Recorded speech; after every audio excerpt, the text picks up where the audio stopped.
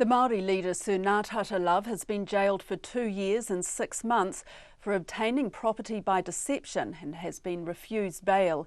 The former chairman of the iwi organisation, the Wellington 10th Trust, was sentenced this afternoon in the High Court in Wellington.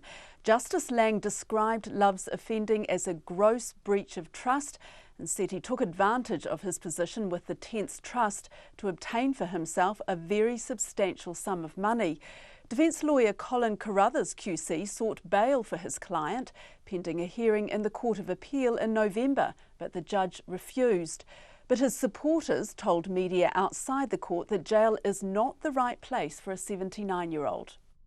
He's got diabetes, he's got a bad heart and he's got dementia, and I mean, as a former police officer, I know that prisons are not the place to have people with those sort of health problems.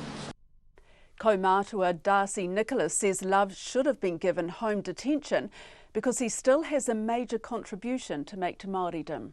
Well, one has to look at the huge amount of work he's done, and without the work he did, both the Wellington 10th and the Port Nicholson block and the Palms North 10th would not have existed, and I say that from a point of knowledge, and my previous background is one of the Assistant General Managers of the EV Transition Agency, and I was fully involved in a lot of the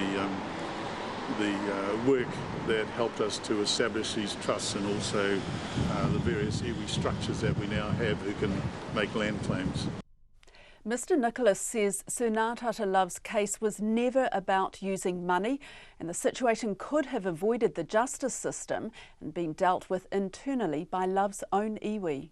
People have different understandings of what may or may not have occurred, and I think it could have been handled much better than it was. So you would have at least been able to see this go through restorative Māori sort of marae justice? Some sort of system like that, but I think the people who were supposed to have lost out on this should have had a say in it, and that's the way we handle those sort of things within our own people.